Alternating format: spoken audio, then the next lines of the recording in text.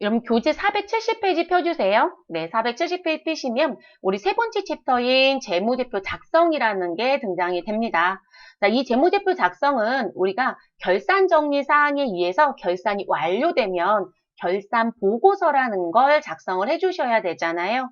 그 결산 보고서를 우리가 얘기할 때 가장 대표적으로 보는 게 재무제표라고 보시면 되겠습니다. 그래서 결산 보고서가 재무제표를 의미한다. 그런데 오해하지 말아야 될 게 있어요. 저희가 기존 강좌에서 제가 말씀을 드렸지만 회계 기준에서 말하는 재무제표라고 얘기했던 부분, 우리 이론에서 매번 출제하니까 여러분 기억하시는 게 좋겠죠. 우리가 회계 이론, 그러니까 재무회계에서 얘기하는 재무제표 종류는 몇 가지가 있었죠, 여러분? 재무제표 종류. 우리 이거 실기에서 자주 나오는 이론에서 자주 나오는 거라서 꼭 기억하셔야 돼요. 모든 급수의 출제다. 그러면 저는 앞자만 딸게요, 여러분. 우리 자산부채 자본의 상황을 보여주는 표. 너 얼마 갖고 있어? 너 재산이 얼마야? 라는 거 보여주는 표. 그쵸? 근데 일정 시점이라고 했습니다. 그걸 우리가 재무상태표라고 얘기했었죠. 그래서 재무상태표가 필요하고요. 그리고 일정 기간 동안 얼마의 실적을 발생시켰는지, 그 회사의 경영성과가 어때? 라는 걸 보여주는 걸 우리가 수익과 비용으로 보여주고 손익계산서이다 라고 얘기합니다.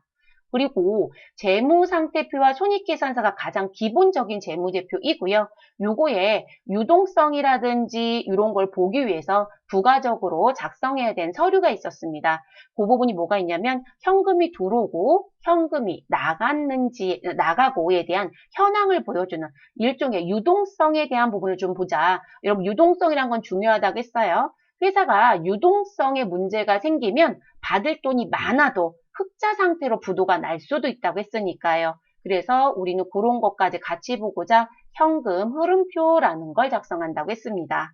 자, 그래서 재무상태표나 손익계산서는 발생주의 기준으로 작성한다라면 현금 흐름표는 현금주의, 그래서 돈이 들어오고 나간 거에 의해서 작성한다라고 말씀을 드렸고요. 그리고 재무상태표에 있는 자본을 조금 더 구체적으로 보고 싶다. 그래서 우리 자본은 자본금이 있고 자본잉여금이 있고 자본조정이 있고 기타 포괄 손익 누계액이 있고 그리고 또 하나 뭐가 있죠, 여러분? 이익잉여금. 이렇게 5개 항목이 있는데 그 항목의 증감현황을 일목요연하게 보고 싶다. 그런 걸 보여주는 게 자본 변동표라고 얘기했습니다. 그래서 재무상태표는 우리 일정 시점을 보여주기 때문에 이 부분은 정태적 보고서이다 라고 얘기했습니다. 그런데 손익계산서 현금흐름표 자본 변동표는 일정 기간의 상황을 보여주기 때문에 이 부분은 동태적 보고서라고 했습니다. 그래서 정태적 보고서는 일정 시점, 동태적 보고서는 일정 기간 이라는 표현을 쓰죠. 그리고 이 재무제표라고 하는 부분에서 모든 정보를 사실 다 보여주지 못하더라. 그래서 우리는 일종의 조금 더 표현을 충실하게 해주기 위해서 작성되는 서류가 하나가 더 있다라고 했습니다. 그래서 어태치입니다. 붙임 서류입니다. 라고 했었던 부분. 그리고 우리 지금 여기 프로그램에 결산재무제표라는 거 보이지만 여기에는 없어요, 여러분. 그래서 제가 이런 얘기도 말씀을 드렸어요. 여러분 일하러 가셔서 프로그램에서 그 서류 찾을 생각하지 마세요. 없습니다. 그래서 대부분 한글이나 엑셀로 작성해서 별도로 갖고 있을 겁니다. 라고 했던 부분. 자, 그걸 뭐라고 얘기하죠, 여러분?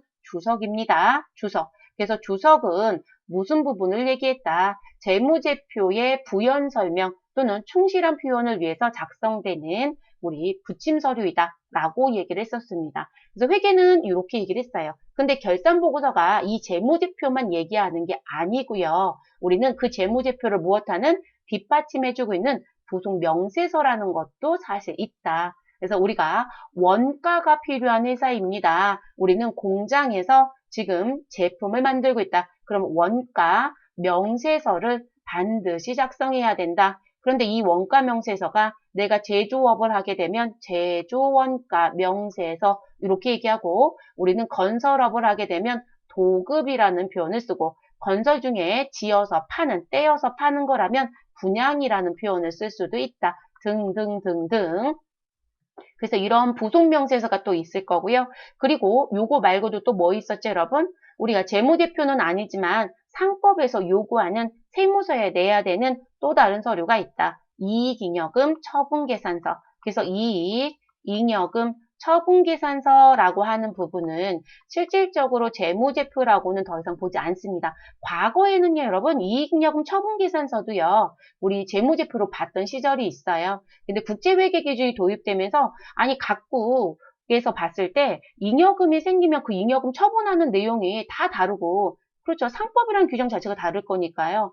그렇기 때문에 이 이익잉여금 처분 계산서라는 걸 재무제표에 두는 건 아예 올바르지 않더라라고 얘기를 했어요. 그래서 회계 기준이 바뀌면서 더 이상 이익잉여금 처분 계산서라든지 회사가 결손이 나면 미처리라고 하는 우리 계산서가 들어오는데요. 그 부분에 대해서 더 이상 재무제표로 보지 말자라고 얘기가 됐습니다. 그런데 우린 작성한다 안 한다? 반드시 해야 됩니다.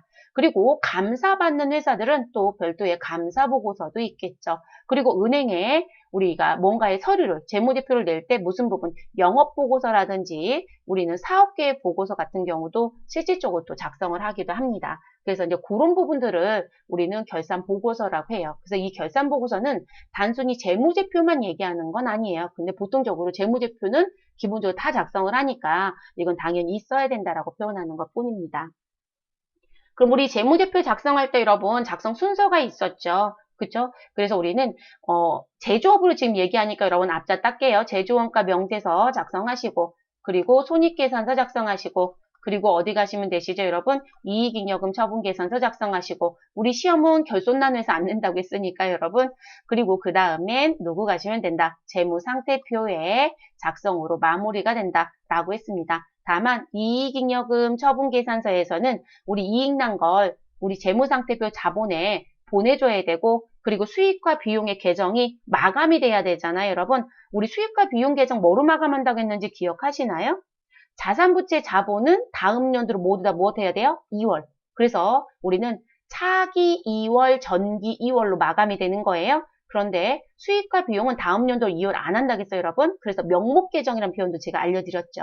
그렇기 때문에 우리 그들은 무엇으로 마감한다? 손익계정이라는 집합손익이 있다라고 했었죠. 근데 그거를 마감합니다. 근데 여러분 지금까지 저희가 프로그램 구동하면서 여러분 집합손익으로 보내는 분기 해본 적 있어요?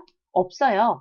그 원리를 설명했던 건 저희가 그 앞에 순양과정 수업했었을 때 그때 설명을 드린 적은 있어요. 그런데 그 부분은 컴퓨터에 가면 이익잉여금 처분계산서에서 저희가 전표 추가를 할 거거든요. 그래서 이 자리에서 전표 추가를 하게 되면 그 전표가 자동으로 생성이 돼요. 그러니까 이익잉여금 처분계산서도 실질적으로 시험에서 전표 추가를 내는 이유가 있었던 거죠. 됐을까요? 그리고 다시 한 번 또 강조하지만 업무는 재무제표 작성이 끝나고 부속명세서 작성까지 다 끝내야 결산이 끝났다고 하지만 시험은 준 것만 갑니다. 준 것만. 자, 제가 왜 이렇게 자꾸 강조하냐면 저희 반에 공부를 한 번도 한 적이 없으면 괜찮아요. 근데 공부를 하셨던 분들이 이게 동영상을 들으시거나 아니면 오프라인 수업을 들으시거나 하는 부분들을 들으셨을 때 무슨 얘기를 하시냐면 저한테 수업하셨던 분은 재무상태표 부분까지 다 작성하고 여기 뭐 데이터 체크도 하라고 하던데 아니 그런 건 안 하는 거예요 여러분 자격증에서는. 그리고 데이터 체크는 실질적으로 여러분 결산이 끝나고 하시는 게 아니고요. 데이터 체크는 실제 결산하기 전에 하시는 작업이에요. 근데 그것도 잘못 가르쳐 주시고 계시는 거라고요. 실무자들은 데이터 체크를 돌려야 될 이유가 있어요. 일할 때는. 근데 자격증은 데이터 체크를 돌리지 않습니다. 그래서 혹여라도 지금 강의 듣는 분 중에 그렇게 배우신 분들이 있거나 나는 그렇게 들은 적 있다? 버리세요. 그렇게 가지 않아요. 시험은 착출. 내가 100개 중에 이번에 3개만 내야 돼. 그럼 그 100개 중에 3개만 뽑아내는 거기 때문에 전체 프로세스를 다 내는 게 아니라 본인들이 내고 싶은 것만 골라내는 거예요. 그래서 착출로 내는 거기 때문에 그런 부분들은 생각을 좀 하고 가십시오. 그래서 업무랑 자격증에서는 조금 분리를 시키세요. 업무는 전부 다 한다. 자격증은 우리 낸 것만 한다. 그래서 우리 결산 문제도 수동결산 3문제만 냈다? 그럼 일반 전표 입력하고 끝이에요. 근데 저희 자동결산만 2문제 냈어요. 그럼 결산자료 입력하시고 전표 추가하고 끝이에요. 우리 문제 3문제 냈는데 수동 하나, 자동 2개 냈어요. 그러면 수동 입력하시고 자동 정리하시고 그리고 끝이에요. 근데 이번 문제는 이익잉여금 처분계산서도 작성하래요. 3문제 중에 하나가. 그러면 지금 수동도 하나 내고 자동도 하나 내고 이익잉여금 처분계산서 냈다 그러면 제조원가 손익계산서 이익잉여금 재무상태표까지 가셔야 되는 거예요. 그래서 시험은 낸 거대로 한다. 됐을까요? 우리는 지금 시험을 준비하면서 전체 프로세스를 다 보는 거고요. 그렇게 이해하시고 시작을 좀 하셨으면 좋겠습니다. 그래서 그거 말씀을 드렸고요.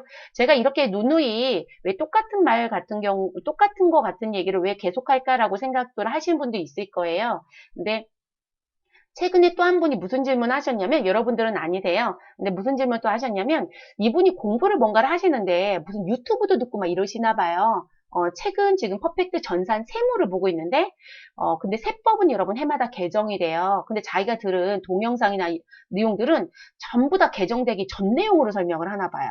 근데 저희 책은 개정된 거로 들어가 있었던 거죠. 당연한 얘기거든요. 그러면서 이게 뭔지 자기 헷갈린다. 라고 질문을 최근에 저한테 또 하신 분이 계세요. 그러니까 제가 저자이다 보니까 그 책에 대한 질문이 들어오면 답변을 또 해야 되거든요. 그러다 보니까, 개정되기 전 내용들을 이 친구가 듣고 있구나. 시험을 준비하면서. 그러니까 지금 내가 개정된 내용인지 아닌지도 모르니까 이런 문제들이 계속 발생이 되거든요. 그래서 항상 그런 것 때문에도 말씀을 드리죠. 그래서 지금 다른 유튜브를 또 듣고 계시는 분들이 혹여라도 있다라고 하시면 항상 가리키는 교수법이 다를 수 있고 세법은 개정된 내용인지 과거 내용인지 이런 건 꼭 확인을 좀 하시는 게 좋으세요. 듣는 게 문제가 되는 게 아니고요. 내가 조금 정리를 좀 하면서 들으시는 게 좋아요. 그래서 한 번 더 높아심에 말씀을 드렸습니다. 그럼 저희는 제조원가 명세서부터 들어가 보도록 하겠습니다. 그럼 프로그램 들어가 주세요. 결산 재무제표에 가시고요. 우린 수동결산, 자동결산까지 다 끝내놨으니까 제조 원가 명세서에 들어갑니다. 제조 원가 명세서 선택하시고요. 우리 결산은 12월 31일로 결산을 작성하는 부분이기 때문에 우리 여기 기간에 12월을 입력해 주시면 됩니다. 그래서 12월 입력해 주세요. 자, 12월 입력을 해 주시고 나면 우리 지금 여기 가서 여러분이 하실 일 없어요, 여러분. 단기부는요, 자동으로 모든 데이터가 끌어와져요. 자, 그럼 여기 관리용이 있고요, 제출용이 있고요, 표준용이 있습니다. 그리고 저희가 원가 코드 선택에 따라서 이렇게 455번 제품 매출 원가, 그리고 500번대 제조에, 그리고 너가 페이퍼로 출력하면 제조 원가 명세서라고 인쇄가 될 거야. 그리고 여기 500번대라는 또 하늘색 코드도 시각적으로 보여주죠.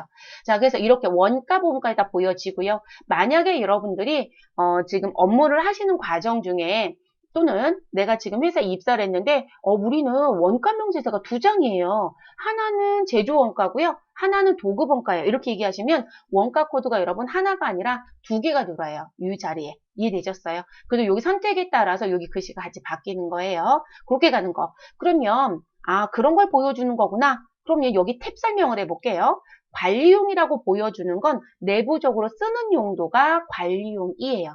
그러면 여러분 제출용은 뭘까요? 외부에 보고하는 거.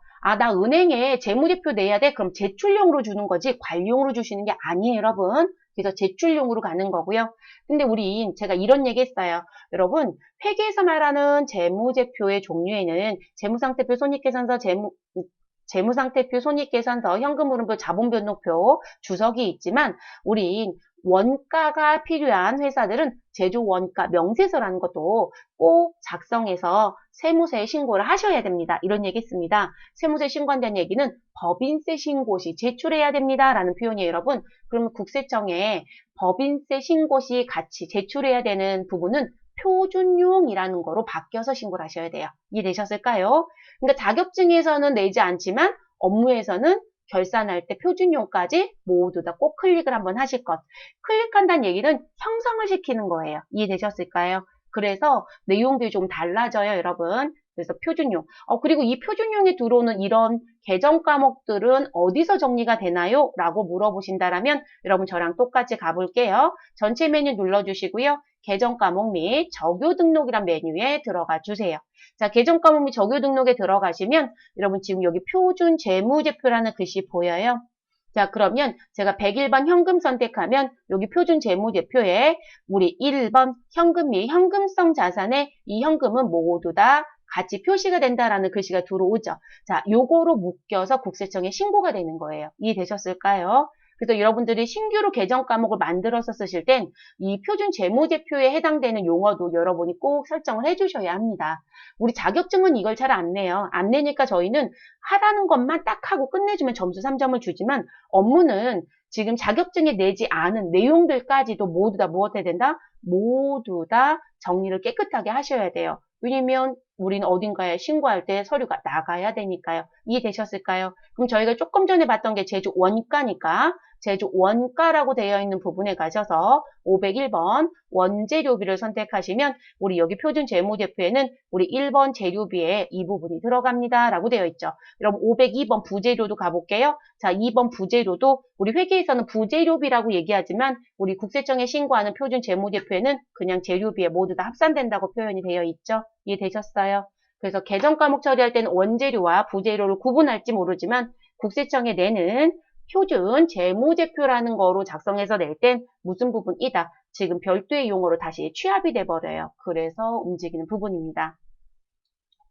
다시 한번 말씀드리지만 이렇게까지 시험에서 내지 않아요. 업무 때문에 다 알려드린 거니까 그렇게 이해해 주시면 되겠습니다. 그래서 이렇게 나온다. 그래서 이게 관리용, 제출용, 표준용이 무슨 의미인지 여러분들이 기억을 좀 하시는 게 좋아요. 일을 하셔야 되는 부분이니까. 자, 그 다음 저는 이 자리를 위에까지 쭉 올려놓고 여러분 전 필요한 것만 잠깐 볼게요.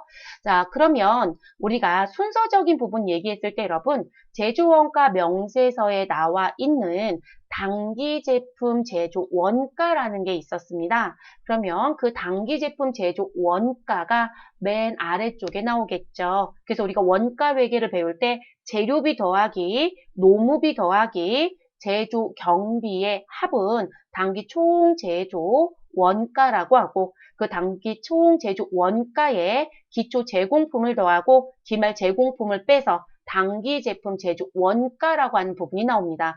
그러면 이 부분에 등장한 단기 제품 제조 원가는 어디로 갖고 가야 되죠? 손익계산서에 가야 되겠죠. 그래서 지금 자동으로 넘어가지만 여러분들이 내가 지금 산출된 이 금액이 손익계산서의 매출 원가에 자동으로 넘어가는지는 꼭 확인을 하셔야 되세요. 그거는 여러분의 몫이에요. 시험 확인하냐고요? 아니요. 시험은 확인 안 해도 돼요. 그냥 조회만 하시면 돼요. 그래서 대부분들이 조회만 한다는 표현을 되게 많이 쓰세요. 왜냐면 자동으로 넘어가니까. 그런데 업무를 하실 때는 금액이 맞게 넘어가져 있는지 확인은 꼭 하시는 게 좋겠습니다. 그럼 넘어가 볼게요, 여러분. 그래서 이 자리 테두리 해드린 거고요. 그 다음 작업해야 되는 우리 손익계산서에 들어가겠습니다. 손익계산서. 자, 손익계산서는 일정 기간 동안 기업이 벌어들인 경영 성과를 보여주는 게 우리 손익계산서이죠. 그럼 여러분 전체 메뉴 눌러주시고요. 저희는 손익계산서 메뉴를 열어주시면 되겠습니다. 자, 손익계산서 열어주시고요. 우리 기간 12월로 입력하시면 1월 1일부터 12월 31일 현재 내용이 보여집니다. 자, 그리고 탭은 현재 무슨 부분으로 지금 보여지실 거냐면 아이고 제가 이거 더블 클릭해서 그렇고요. 그럼 탭은 관리용, 그리고 제출용, 포괄손익, 표준용 이렇게 나뉘어서 나옵니다. 관리용은 안에서 내부적으로 쓰는 부분이고요. 제출용은 외부에 보고할 때 보여주는 거고요. 그리고 포괄손익이란 부분은 무슨 얘기시냐면 손익계산서에서 발생시켜서 나온 단기 순이익이나 단기 순손실과 그리고 우리 자본 쪽에서도 여러분 손익계정 하나가 있어요. 기타 포괄 손익 누계. 자, 기타 포괄 손익 누계액이 있으면 이 자리에 들어와서 포괄 이익이라든지 손실 부분이 여기서 같이 보여줍니다. 그래서 그 경우가 있으면 이 탭에서 확인할 수 있고요. 그리고 표준용이라는 건 국세청에 무엇할 때 신고할 때 쓰는 부분. 그러면 이 표준용이란 부분은요. 재무상태표도 그렇고 손익계산서도 그렇고 당신이 무슨 업을 하고 있습니까? 업에 따라서 작성하는 서식의 형태가 조금 달라집니다. 그래서 여기 일반 법인용이라는 글씨가 들어와 있잖아요, 여러분. 여기 상단에 보시면 분류 표시라는 게 있으시고 그리고 여기 유형이라는 것도 있으시고 자, 저희는 유형이라는 것 먼저 눌러볼게요. 자, 지금 제가 업에 따라 다릅니다. 라는 건 유형이에요. 자, 유형에 가서 보시면 우리 무슨 부분? 일반 법인은 1번 키를 눌러서 요 형태를 근데 너 돈놀이 하는 회사야? 우리 금융 또는 대부업자 그러면 여러분 우리 일반적인 회사에서 이자 수익은 영업의 수익이지만 돈을 빌려주고 있는 은행의 입장에서의 이자 수익은 매출이에요. 그러니까 구조가 완전 달라지거든요. 그러니까 이거 선택에 따라서 여기 구조가 바뀌어요, 여러분. 그래서 그 부분. 근데 이건 사업자 등록증을 여러분이 사업을 하실 때 국세청에 그러니까 내 관할지 세무서에 등록을 하고 사업자 등록증을 부여받을 때 업종 코드 6자리 부여받는다고 말씀드렸었죠. 근데 그 업종 코드에 따라서 이제 일부분은 이렇게 들어옵니다라는 것도 여기 시각적으로 보여준 거예요. 그래서 업무는 이것도 선택을 하셔야 되시는 부분이시고, 그리고 우리 기본적인 건 다 일반 법인 1번으로 되어 있습니다. 그래서 국세청에 신고되는 부분은 표준용에 들어갈 때 이 유형에 맞춰서 작성된 게 들어갑니다. 그래서 다른 쪽에서는 지금 여기 아까 여기 글씨 나왔던 거 있죠, 여러분. 일반 법인용. 그 글씨가 안 보여요. 자, 다른 쪽이란 얘기는 다른 탭에서는 보이지 않는다. 그런데 표준용 탭에만 가면 보여요. 그러니까 국세청에 신고할 때는 이것도 필요했던 거구나 라고 이해하시면 됩니다. 그리고 여기 분류 표시라는 부분에 역삼각형이 있는데 여러분 지금 보시면 여기 비율이라는 것도 있고 기초 수정이라는 것도 있고 손익 분석표라는 것도 있고 제목 수정이라는 것도 있죠, 여러분. 자, 이거는 제가 왜 보여드리냐면 업무에 가시면 자, 제가 왜 수업 중에 그런 말씀 많이 들었을 거예요. 저도 실무자였지만 제가 실무자였을 때는 신입이 들어오면 가리키는 걸 참 많이 했는데 요즘 그런 거 별로 좋아하지 않아요 라고 이제 그런 말씀을 드렸었어요. 근데 이 선임들이 비율 얘기를 열심히 해요. 근데 어디서 보는지 좀 알려주시면 좋은데 안 알려주세요. 그래서 이 분류 표시 부분 안에 비율이 있어요, 여러분. 근데 표준용에서는 안 보이고요. 관리용이라든지 이쪽에 가면 이 비율이 활성화가 돼요. 그러면 매출액이 지금 현재 100이라고 놓고 봤을 때 우리 원가가 몇 퍼센트를 차지하고 매출의 비율 이런 식의 비율표를 또 보실 수 있으니까 그런 거 확인해 보시면 되세요. 시험에서는 아직까지 낸 적이 없어요, 여러분. 냈는데 혹시 그런 거 물어봤다? 그러면 제가 관리용 탭에 왔어요, 여러분. 분류 표시 가고요. 비율 진한 것이 나오는 거 보이시죠? 비율 눌러보세요. 그러면 계정 그룹만 비율 표시할 건지 계정 과목별로 할 건지 이런 거 보여주죠.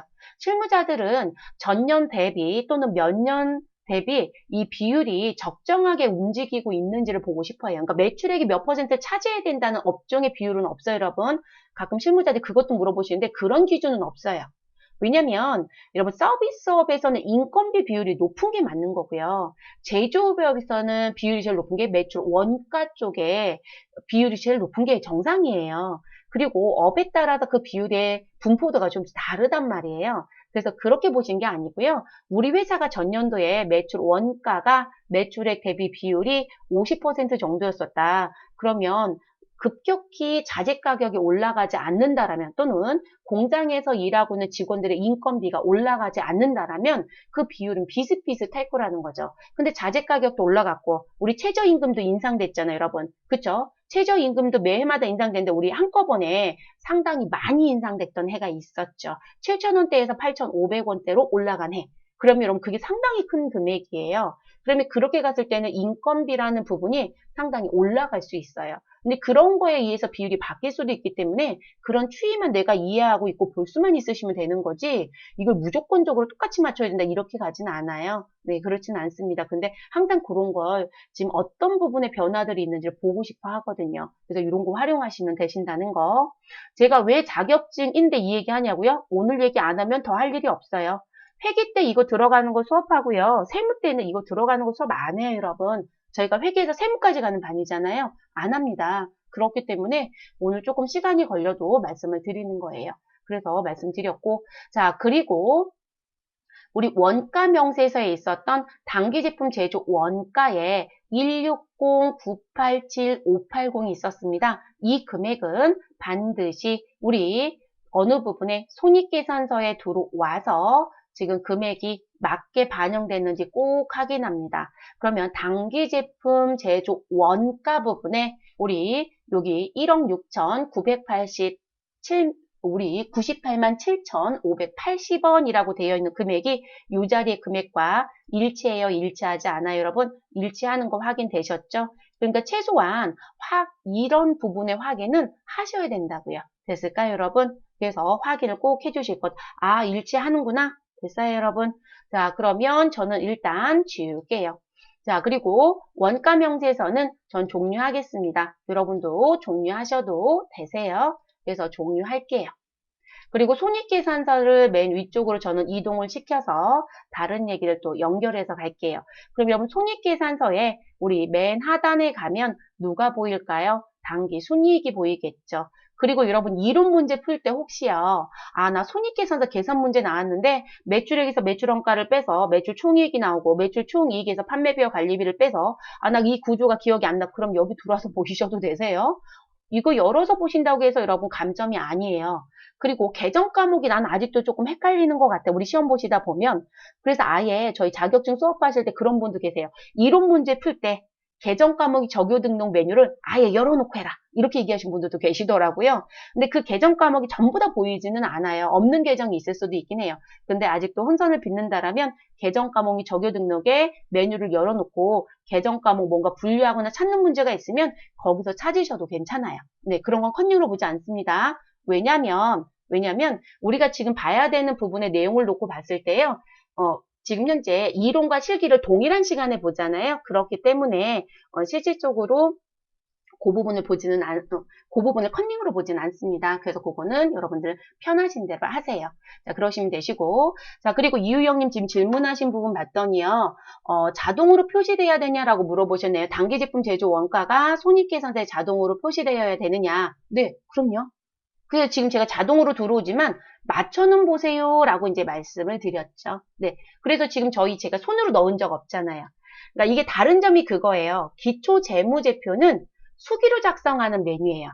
그래서 자동으로 안 들어와요. 근데 단기분을 누가 수기로 작성해요. 그래서 단기분은 프로세스 순서대로 쫙 가셔서 보시면 금액이 자동으로 들어옵니다. 그래서 자동으로 들어오지만 항상 그 위치에 그 금액이 맞게 들어왔는지는 확인을 해주신 게 좋습니다. 우리가 프로그램이 실시간으로 업데이트가 돼요, 여러분. 네, 업데이트가 되는데 그 업데이트가 되는 과정 중에 프로그램이 버그가 가끔 발생될 때가 있어요. 그래서 금액이 잘못 반영되는 경우도 있으세요. 그럼 그건 여러분이 고치시는 게 아니시고요. 개발처에 연락을 하셔야 돼요. 지금 저희 이거 작성하고 있는데 금액이 맞지 않게 들어온다. 그럼 그분들이 자기네들 소스에 문제가 있는지 바로 확인하고 업데이트를 바로 시켜버려요. 그래서 맞게 들어오는 위치들, 그 동일 금액이 있어야 되는 자리 맞추시는 건 꼭 해보셔야 되세요. 그래서 지금 말씀을 드렸습니다. 자, 그러면 저는 이 손익계산서 부분에 들어온 부분 마지막에 들어오는 게 당기 순이익이죠, 여러분. 그럼 이 당기 순이익은 또 여러분이 확인해 주셔야 될 게 뭘까요? 지금 이 부분에 있는 당기 순이익은 우리 이익잉여금 처분 계산서에 또 자동 반영이 되겠죠. 네, 당기분이니까. 그럼 그 금액이 맞게 들어갔는지 꼭 확인해 주셔야 됩니다. 그리고 한 가지만 더 설명할게요, 여러분. 우리 갖고 가셔야 되는 부분 중에 기억이 너무 오래돼서 안 나실 것 같은데요. 제가 기존에 무슨 말씀 드렸었냐면 우리가 손익계산서를 작성을 할 때 손익계산서 작성에 대한 구조가 정해져 있다. 그래서 제일 먼저 매출액이 들어오고 그 다음 매출 원가가 들어와서 매출 원가가 빠지면 매출 총이익이 계산이 되고 그리고 판매비와 관리비를 빼서 영업이익이 나오고 영업이익에 영업의 수익은 더하고 영업의 비용은 빼서 우리는 법인세 차감 전 순이익이 들어온다. 라고 얘기를 했었습니다. 제가 화면을 취소했는데 다시 크게 늘려볼게요. 자, 그렇게 말씀을 드렸고 그리고 법인세 차감 전 순이익에서 법인세 비용을 빼고 우리는 누가 들어올 것이다? 당기 순이익이 들어오겠죠. 자, 구조가 그렇게 되어집니다. 그러면 저희가 얘기했었던 부분이 뭐냐면 매출액에서 매출원가를 뺀 누가 보여야 되고 매출 총 손익이 보여야 되고 그리고 영업손익이 보여야 되고 그리고 법인세 차감 전 순손익이 보여야 하고 당기 순손익이 보여야 한다. 그리고 한 가지 더 있었어요, 여러분. 주당 손익이 보여야 한다라고 했던 거 기억해요? 근데 제가 이렇게 말씀드렸죠.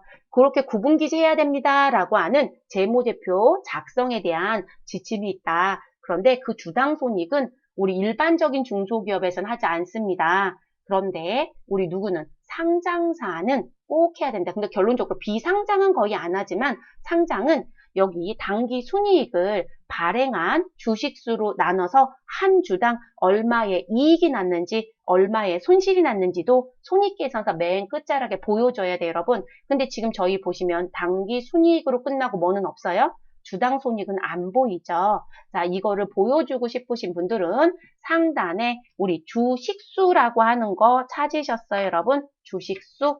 자, 그럼 여기 주식수라고 되어 있는 부분을 클릭해 주세요.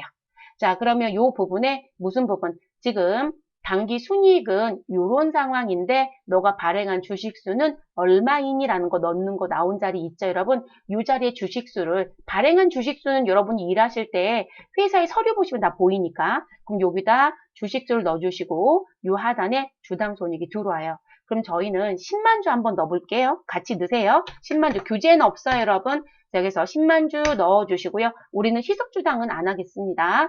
자, 그래서 기본적인 주당 이익 부분에 10만 주 그러면 우린 한 주당 1618원이 나옵니다. 라고 나오네요. 그럼 확인 눌러주세요. 그러면 그거 확인 눌러주시면 저는 다시 스크롤을 맨 하단까지 내려가 볼게요. 그럼 여러분 당기순이익 밑에 기본 주당이익이라고 해서 우리 1619 나오는 거 보이세요? 자, 근데 전 이건 좀 불만이에요. 우리 아까 입력할 때는 1618이었죠. 아니, 거기서도 보여지는 거랑 여기 반영되는 거랑 똑같은 숫자로 보여주는 게 더 좋지 않을까요? 이게 지금 올림의 형태들 부분 때문에 입력할 때는 1618로 보여지고요. 올림 상황 때문에 기본 주당이익은 이렇게 1619로 나오거든요. 그래서 이게 왜 다르게 보이게끔 프로그램 하시켰는지 모르겠어요. 그건 여러분이 못 바꿔요. 네, 그 프로그램 개발자가 보여주는 걸 계산하는 걸 탑재시켜 주신 거라서 그래서 나온 부분.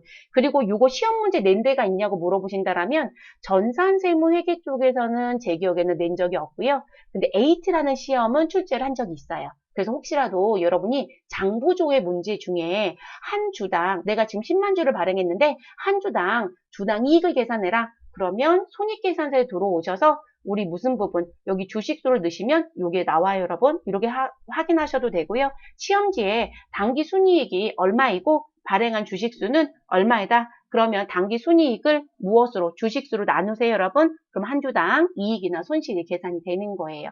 그래서 상장사들은 반드시 주당 손익도 표시하라는 얘기를 지켜주셔야 돼요. 그래서 요거 보여드리는 게 좋을 것 같아서 지금 설명을 드렸습니다.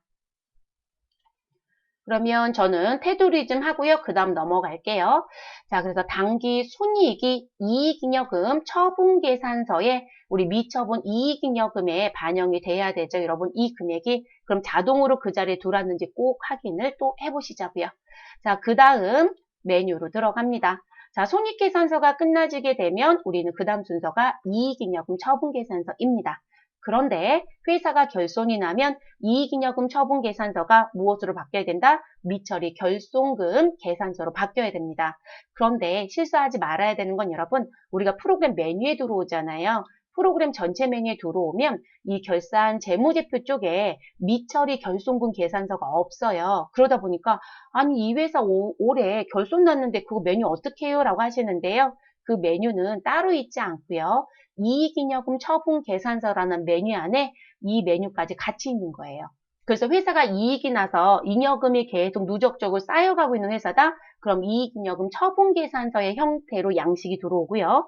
회사가 결손이 난다? 그러면 미처리 결손금 양식으로 바뀌어요. 안에서. 그러니까 메뉴 이름이 따로 있지 않다는 거예요. 이 메뉴를 가지고 같이 쓰는 거다. 이렇게 기억하시면 되겠습니다. 그러면 저희 더블 클릭해 주시고 메뉴 들어가도록 하겠습니다.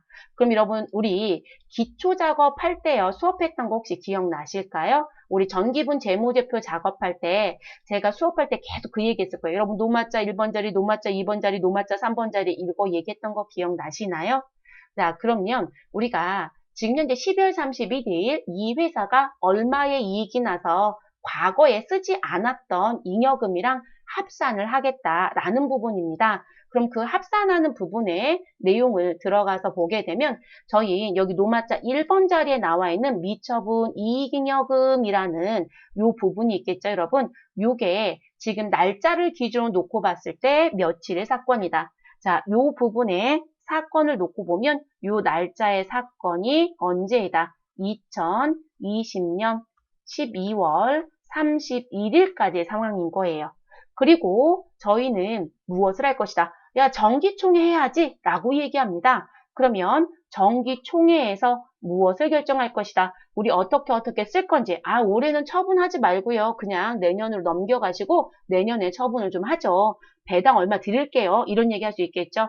그러면 주주총회에서 처분에 대한 결의를 하실 거예요. 그래서 주주총회에서 처분 결의를 하고요. 그게 무엇 되면 확정이 되면 이제 그 확정된 걸 움직여요. 그럼 주주총회 우리 결의하는 날짜가 있겠죠. 결의 예정일. 그 날짜가 요 자리에 들어와요. 근데 그 예정일이 그대로 뭐가 되면 확정이 되면 우리가 확정으로 그냥 가는 거예요. 이해됐을까요? 그래서 그렇게 움직이는. 그러면 주주총회 결의 또는 주주총회는 언제예요, 여러분?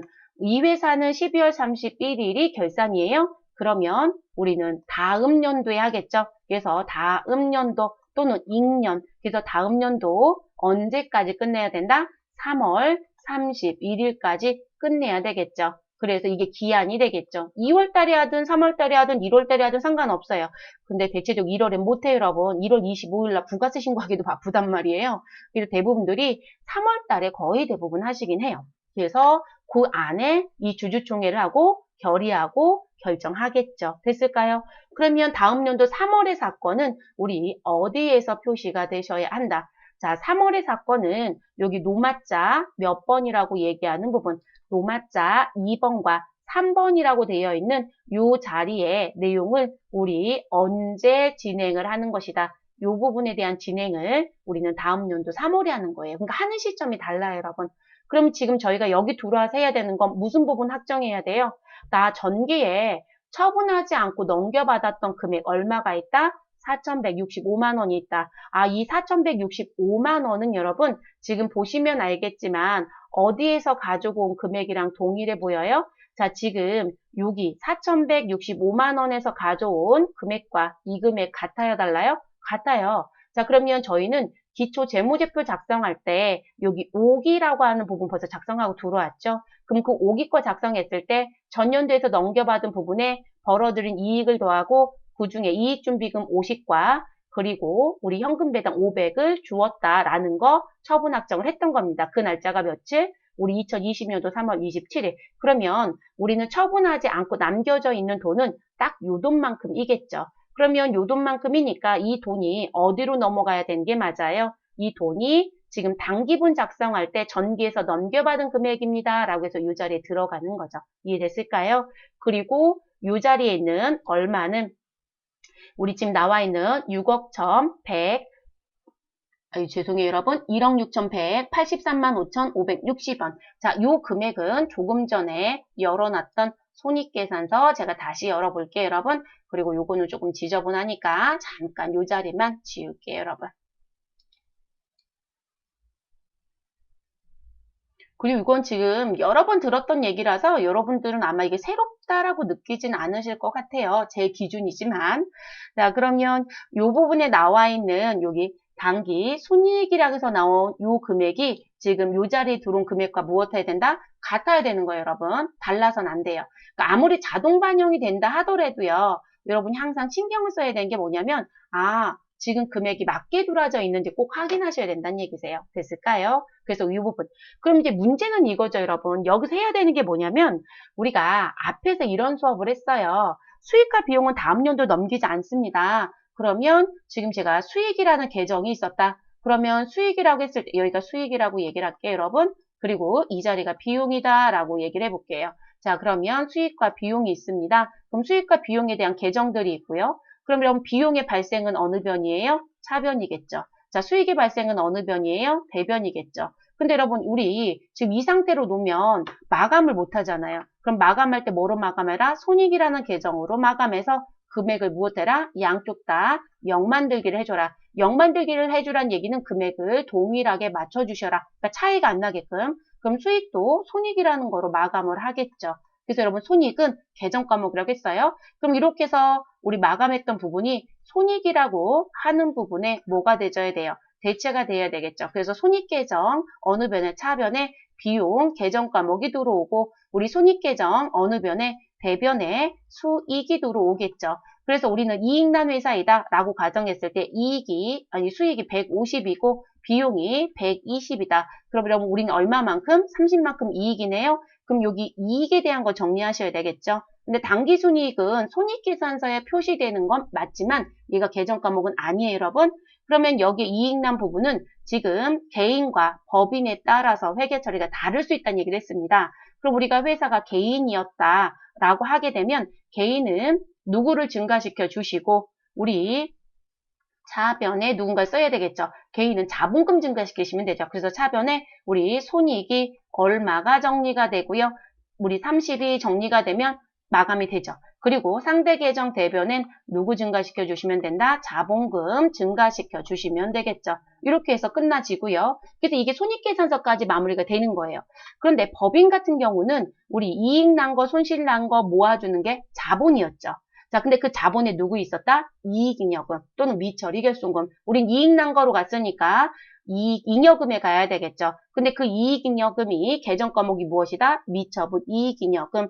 근데 외부에 공표되는 건 요거로 가지만 우리 요 부분에 대해서 프로그램에서 사용할 땐 이런 미처분 이익잉여금을 쓴다. 2월 이익잉여금을 쓴다. 2월 이익잉여금을 쓴다라고 했었죠. 근데 그거로 넘어가야 되겠죠, 여러분? 됐을까요? 그러면 지금 여기 화면에 보여지니까 요거로 그냥 보여드릴게요.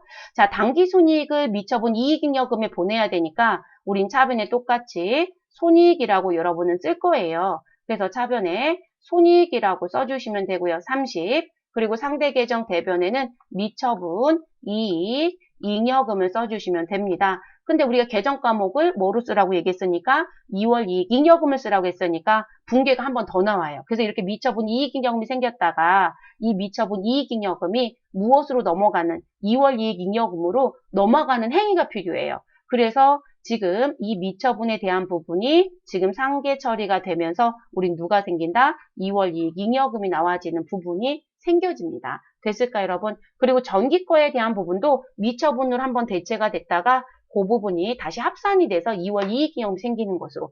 그럼 여러분 지금 제가 이 분계를 손으로 하라고 여러분한테 알려드린 적 있어요, 없어요? 없어요. 원리를 설명 안 하고 이런 그림을 그린 적은 있지만 이걸 한 번도 하시라고 한 적이 없어요. 그러면 여기서 무엇을 하게 되면 전표 추가라는 키를 누르게 되면 그래서 우리 상단에 보면 또 뭐가 있다? 전표 추가 키가 있어요, 여러분. 그래서 우리가 전표 추가라는 키를 누르게 되면 여기에서 너무 지저분하게 해서 여러분 안 보이실 것 같은데요. 여기 F6 전표 추가라는 걸 누르게 되면 요 분계, 전표 추가에서 자동 분계 내역이라고 보여드릴 이 분계가 자동으로 생기는 거예요. 이해되셨어요? 그러니까 여기서 전표 추가 안 하면 여러분 자본에 이익잉여금이 넘어간다, 안 넘어간다? 안 넘어간다. 그리고 수익과 비용에 해당되는 계정도 마감해야 되는데 마감이 된다, 안 된다? 안 돼요. 그러니까 이 키를 안 누르면 결산은 아예 못하는 거예요. 제가 결산이라는 작업은 재무제표까지 다 들어가는 거니까 재무제표 작성이 아예 안 됩니다. 그래서 이 전표 추가가 중요한 키예요, 여러분. 그래서 최소한 그거는 기억하셔야 된다는 거. 우리가 결산을 배웠다라면 이 정도는 최소한 기억하셔야 되세요. 그리고 우리가 이제 궁금한 게 있어야 되겠죠. 제가 왜 궁금한 게 있어야 된다고 말씀드리냐면 그럼 개인은 이 분계를 지금 직접 팔 거냐라는 게 궁금하지 않으시나요? 아, 저만 궁금한 걸까요, 여러분? 개인은 그러면 이 분계를 직접 할 거냐? 아니요. 안 합니다. 그래서 개인 같은 경우는 여러분 이 전표 추가 키가요. 이익잉여금 처분 계산 작성 안 한다고 했으니까요. 그래서 개인 같은 경우는 이 키가 어디에 있냐면 손익계산서에 있어요, 여러분. 손익계산서.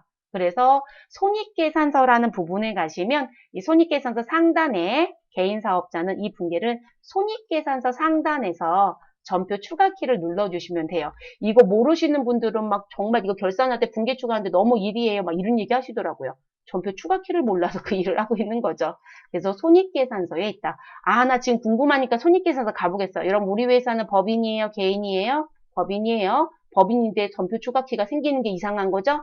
그래서 개인이었을 때만 여기 상단, 제가 상단이라는 얘기는 뭐냐면 저희 손익계에서 열어놨잖아요. 여기 상단에 전표 추가 키가 생긴다고요. 이해되셨어요? 근데 저희는 지금 법인이에요. 주식회사 법인. 법인이기 때문에 여기 전표 추가 키는 없는 거예요. 없어야 정상이죠. 그래서 내가 개인인지 법인인지에 따라서 아이콘도 바뀔 수 있습니다. 그래서 그 부분, 이건 업무 때문에 알려드립니다. 업무 때문에 시험은 법인이기 때문에 이 문제를 낼 수가 없죠. 이거는 냅니다. 이거 이론으로도 작년에 출제했더라고요.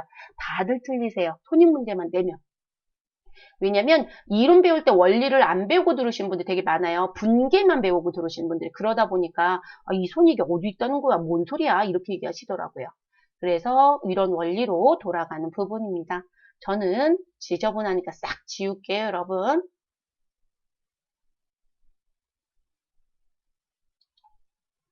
자, 그래서 그렇게 진행이 되는 부분. 그래서 이 노마자 2번과 3번은 여기 입력한 날짜에 맞춰서 다음 연도에 가서 회계 처리하시면 돼요. 그래서 우리가 여기서 전표 추가하시죠 라고 하는 이 부분은 우리 노마자 1번에 대한 부분은 이 부분에 대한 거에 대한 내용이다. 이렇게 이해하시면 되겠습니다. 그래서 2번과 3번은 우리 12월 31일자 시점으로는 전표 추가를 할 수가 없어요. 안 해야 되는 게 맞아요. 다음 연도에 우리가 결의를 하잖아요. 그렇기 때문에 그렇습니다. 그래서 여기 지금 내용에 긴 글씨가 다 그런 얘기들이에요. 그래서 읽어보세요, 여러분. 그러면 저희 교재에 나와 있는 조건대로 한번 입력을 해보도록 하겠습니다. 자, 교재 넘어가시면 실무 예제가 있습니다. 자, 다음 당기 이익잉여금 처분 내역을 참고로 주식회사 배움전자 회사코드 1000번 이익잉여금 처분 계산서를 완성하시오. 자, 전산회계 또는 전산세무시험은 결산자료와 함께 출제가 됩니다. 이것도 결산의 일종의 행위이기 때문에 그렇지만 저희는 결산 쪽에 넣지 않고 왜냐하면 재무제표 순서대로 작업하면서 가야 되니까요. 그래서 저희는 그 결산과 필요한 재무제표 작성에 대한 부분을 해야 되기 때문에 별도로 뺐습니다. 라고 하는 부연 설명 달아드린 거예요. 자, 당기 이익잉여금 처분 내역. 자, 여러분 이 당기 이익잉여금 처분 내역은 우리가 아까 주주총회 한다고 했죠, 여러분? 그러면 처분에 대한 날짜라고 해서 나온 여기 당기 날짜가 주주총회 날짜라고 보시면 돼요. 그래서 이 처분은 주주총회에서 결정한 거라고 보시면 되세요. 주주총회. 여러분 주주총회 했으면 여러분은 반드시 결산할 때 뭐 만들어 놓으셔야 된다? 이사회 의사록이라는 게 있습니다. 이것도 여러분이 할 일이겠죠? 그래서 이사회 의사록 작성된 부분에 의해서 처분이 확정되는 거예요. 그러니까 확정이 되면 그걸 이사회 의사록에 이들이 다 동의했다라는 서류를 만들어 주셔야 돼요. 상장이든 비상장이든 무조건 하는 서류입니다. 그래서 가끔 이사회 의사록에 의하여 또는 결정에 의하여 이런 표현을 쓰기도 해요. 맞는 표현이에요. 그 얘기가 나와야 되는 게 더 정확하겠죠. 자, 그래서 그렇게 정리가 되는 거고요.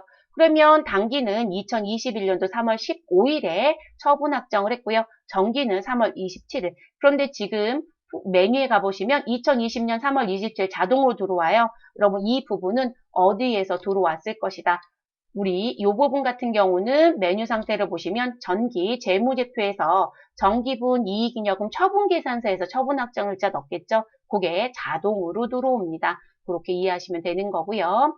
그럼 당기분 처분 예정일은 지금 이게 시험이다라면 시험지에 주어진 날짜 정확하게 오타 내지 마시고 타이핑 쳐주시면 되고요. 자, 처분에 대한 내역은 지금 이입이라는 글씨가 있으면 이입은 과거에 모아놨던 거를 뺏었을 때 쓰는 게 이입. 근데 지금 이들은 이입은 없고 처분만 있습니다. 그러면 여기 처분액이라는 노마자 3번 자리에 입력하시면 되겠습니다. 그럼 저희는 입력 시작해 볼게요. 자, 당기 처분 예정일자에 2021년도 3월 15일 넣어주시면 되시고요. 자, 그리고 이익준비금이라고 되어 있는 자리에 가서 순차적 입력을 하겠습니다. 여러분, 이익준비금은 상법 규정에 의해서 현금 배당에 최소 얼마를 적립한다? 10분의 1을 적립한다. 라고 얘기했습니다. 그래서 10분의 1을 적립하셔야 되고요. 최대 자본금의 2분의 1에 달할 때까지. 그럼 이 회사의 자본금이 5천만 원이다. 그럼 2,500에 달할 때까지는 적립을 하셔야 되는 거예요. 그래서 그렇게 갑니다. 그럼 지금 저희는 이익준비금은 우리 현금 배당 2천에 최소 금액 200만 원 적립하기로 했나 봐요. 그럼 200만 원 입력합니다. 그리고 4번 배당금 자리 가현금 배당에 미지급 배당금 자리에 가셔서 2천만 원 입력. 자, 그리고 나 주식배당, 미교부 주식배당금 자리 가셔서 우리 1,000만 원. 자, 미지급 배당금은 부칙 계정이고요. 미교부 주식배당금은 자본 조정 계정에 들어갑니다. 그리고 지금 입력한 200만 원, 2천만 원, 1,000만 원은 3월 15일 몇 년도요? 2021년도 3월 15일에 여러분이 직접 손으로 회계 처리를 일반 전표에 넣으셔야 합니다. 우리 그 수업을 어디서 했었냐면 일반 전표 입력이라는 부분에서 진행했던 부분입니다. 그러니까 이렇게 항상 패턴이 돌아가면서 계속 진행되는 거예요.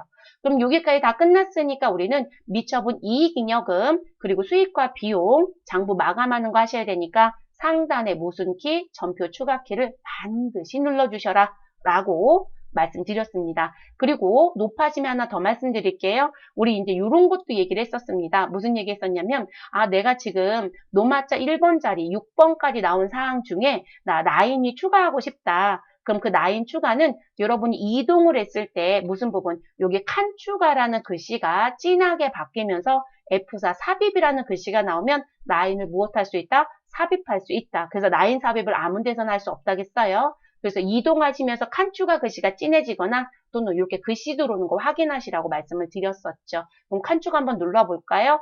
자, 눌러보시면 이렇게 칸 추가되는 거 보이시죠? 그래서 우리 필요하면 이렇게 추가도 할 수 있다라는 거. 자, 저희는 그거 이제 설명드렸으니까 전표 추가 버튼 누를게요. 자, 전표 추가 버튼 눌러주시면 우리 일반 전표에 45건이 추가가 됐다라고 나와집니다. 그러면 확인 눌러주시면 되겠습니다. 자, 그럼 이 메뉴의 작업은 모두 다 끝난 거예요.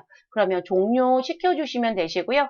그리고 이제 우리는 재무 상태표에 가져가는 금액은 여러분 어떤 금액을 가져가는 거냐면 여기 있는 미처분 이익잉여금이라고 해서 나와져 있는 2억 348만 5,560원이 자본의 이익잉여금에 우리 무엇으로 미처분 이익잉여금으로 대체가 되는 거예요. 이해되셨을까요?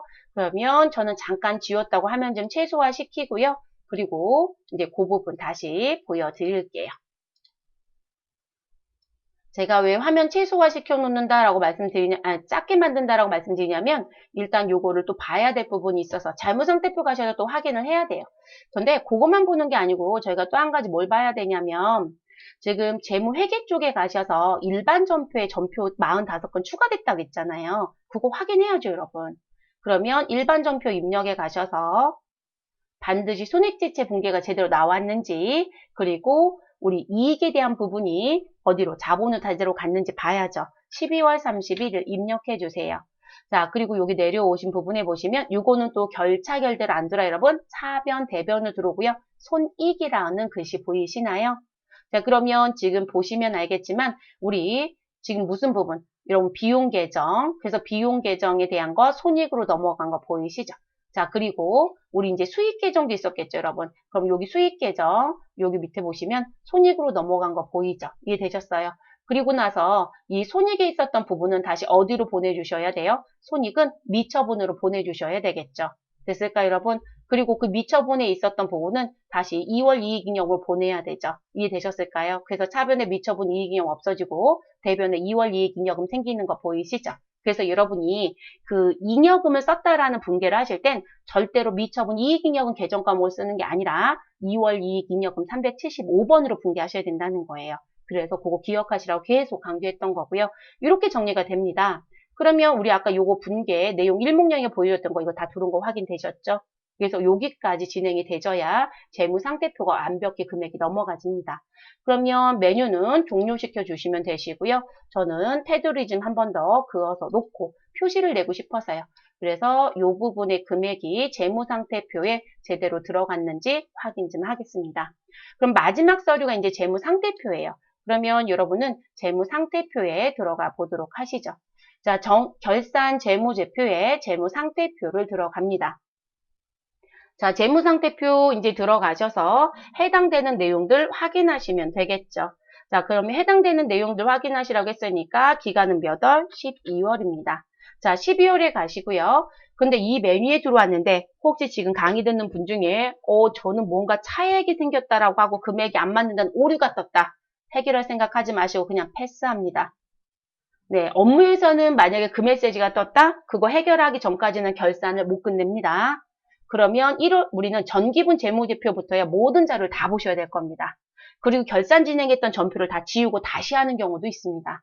그래서 여러분 이 재무상태표에 가면 이 잉여금의 금액들이 안 먹거나 하면 다 차액이 떠요. 그래서 문제들이 있으면 이 재무상태표 마지막에서 항상 오류가 떠요. 그리고 자격증에서는 제가 이걸 왜 안 들어가라고 하냐면 여러분 생각해 보실게요. 자격증 문제에 수동결산과 자동결산만 나왔어요. 근데 여러분이 순서대로 이거 작업하는 부분 보겠다고 그냥 조회만 쫙 한 거예요.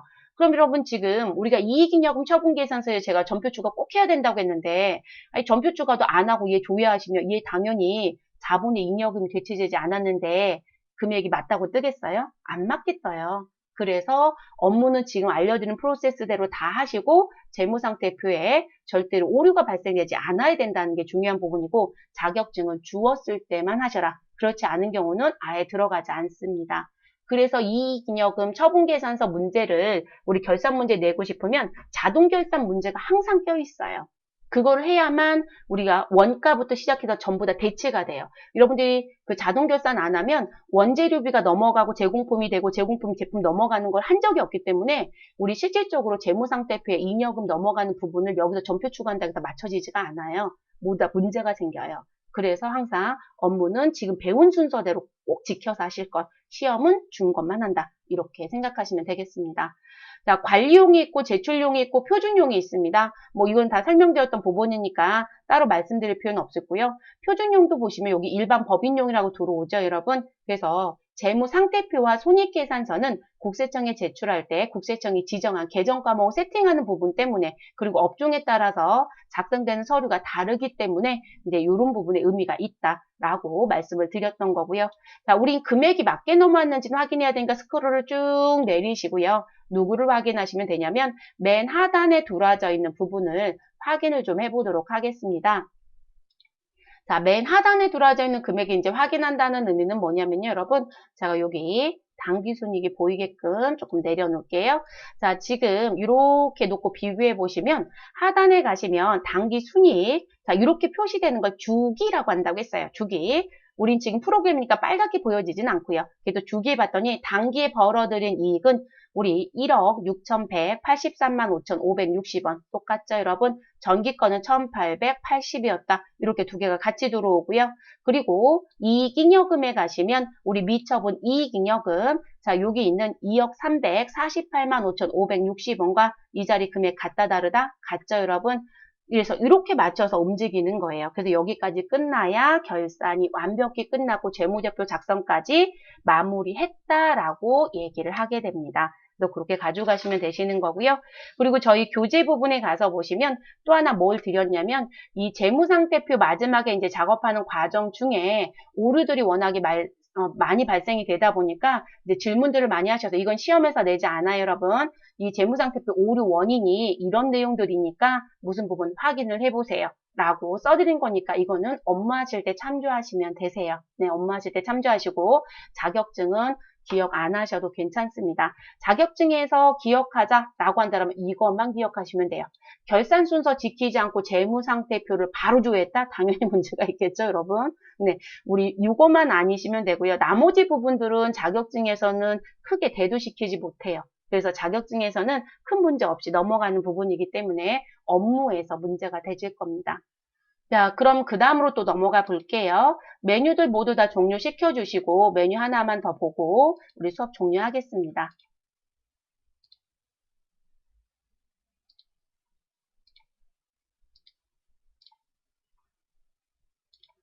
어떤 거 볼 거냐면요, 여러분. 우리가 결산하기 전에 작성된 시산표를 무슨 시산표? 수정전 시산표. 자, 근데 우린 지금 결산이 다 끝났죠, 여러분. 그러면 여기서 보여지는 시산표는 무슨 시산표? 수정 후 시산표예요. 그럼 학계전액 시산표도 제가 이런 말씀 드렸었습니다. 사실상 이 학계전액 시산표도 우리 누군가한테 보여준다, 안 보여준다? 보여준다. 재무제표는 아니지만 그래서 제출용이 있죠, 여러분. 자, 날짜는 12월 31일자 조회해 주시면요. 관리용이 있고 제출용이 있습니다. 그래서 우리 프로그램에는 결산 전, 결산 후라는 표현으로 뭔가를 정리할 수는 없고요. 근데 결산이 모두 다 끝나면 여기서 보여지는 재무제표는 우리 결산 후에 작업된 수정 후 시산표라고 봐주시면 되고요. 그리고 시험 문제에서 이런 조회 문제를 낼 때가 있어요. 현금 및 현금성 자산이 얼마입니까? 라고 물어보시면 재무상태표에 가서 조회하시거나 또는 학계전액 시산표에 들어와서 여러분 여기 제출용 탭에 가면 이렇게 현금 및 현금성 자산, 단기 투자 자산, 매출 채권 이런 거 보이시죠, 여러분? 요거로 답을 기재하셔도 되겠습니다. 그리고 저희가 채점할 때요. 결산이 다 끝났는데 2, 3 결산을 제대로 했는지 보는 게 어떻게 보냐면 여러분 우리 외상 매출금에 대해서 대손충당금 설정할 때요. 1% 설정하라고 했었어요. 그러면 여러분들 계산기 가지고 있을 거니까 제가 계산기 띄워서 확인 좀 잠깐 시켜드릴게요. 자, 외상 매출금 잔액은 현재 2억 2,619만 원이고요. 자, 여기에 곱하기 1%, 그럼 0.0이라면 되는 거죠, 여러분? 그러면 226만 1,900원의 대손 충당금이 재무상태표에 들어가야 되거든요. 그럼 학계전액 시산표의 대손 충당금 보시면 이 자리에 지금 조금 전에 제가 계산했던 1% 금액과 일치한다, 일치하지 않는다? 일치하죠. 이해됐어요, 여러분? 그래서 채점은 그렇게 채점이 되져요. 왜냐하면 실제 회사에서 결산할 때 나 대손 1% 할 거야, 2% 할 거야, 그러면 이 금액을 기준으로 가는 거기 때문에 우리 반드시 결산이 끝난 합장 또는 재무상태표의 금액이 이 금액이 기재가 돼야 돼요. 그러니까 여기서 벌써 정리가 되거든요. 그리고 재고자산 쪽 잠깐 볼게요. 우리 기말 재고자산 얘기했을 때 상품은 150만 원, 제품은 3천, 원재료는 9천, 제공품은 500만 원의 재고가 남겨져 있다. 라고 얘기를 했었습니다. 그러면 여러분들 결산하실 때 재고자산을 결산자료 입력이란 메뉴에 입력하시고 원가 대체 다 했어요. 그럼 끝나고 나서 내가 남겨놓고자 했던 기말 재고 금액이 지금 재고자산 쪽에 차변의 잔액에 딱 맞아야 돼요. 그래야 결산이 올바르게 된 거예요. 그러니까 채점은 기계가 하지만 우리가 업무에서 맞추는 것처럼 똑같은 패턴으로 움직여져요. 그래서 여러분들 결산이 끝나고 이 학계전액 시산표를 대부분 안 보시는데 저는 보는 거 권장합니다. 왜냐하면 내가 결산 작업해서 남겨놔야 되는 금액 또는 정리했던 금액들이 완벽히 없어졌는지 보셔야 되잖아요. 그럼 우리 바로 위에 보이는 선납세금도 우리는 차변의 법인세 비용, 대변의 선납세금, 미지급세금에서 정리 끝냈죠. 그러면 우린 차변에 있었던 선납세금, 대변에 가서 선납세금 없어져서 우리 선납세금의 잔액은 있다 없다? 없다가 돼야 되겠죠. 이해되셨어요? 그래서 결산이 제대로 이루어졌다면 이렇게 금액들의 변화가 나와지고요. 그 부분의 결과가 보여져야 돼요. 그래서 이 수정후 시산표의 내용이 수정전 시산표랑 비교했을 때 내가 하고자 하는 결산 작업이 제대로 되어 있는지 꼭 확인하시는 게 좋겠습니다. 자, 그러면 저희는 정리는 다 됐습니다. 여기까지 부분. 그러니까 저는 이것저것 설명하느라고 이번 강좌가 좀 길기는 했어요. 그런데 실질적으로 시험에서 놓고 봤을 땐 이익잉여금 처분계산서 문제 안 나오면 이 행위를 한다 안 한다? 안 해요. 그리고 학계전액 시산표는 제가 필요하니까 말씀을 드렸지만 실질적으로 재무제표 작성 순서에는 얘는 들어가지 않아요. 그래서 맨 뒤로 빼서 지금 설명을 드린 부분입니다. 자, 교재 한 페이지 넘겨서 보시면 우리 집중 심화 연습이 있습니다. 그 집중 심화 연습도 복습의 차원을 반드시 풀어보시고요. 그리고 지금 유튜브에 공지된 사항이 있으니까 그거랑 따라서 같이 입력해 보시는 것도 또 하나의 방법이실 것 같습니다. 그래서 그렇게 진행하시면 되겠습니다.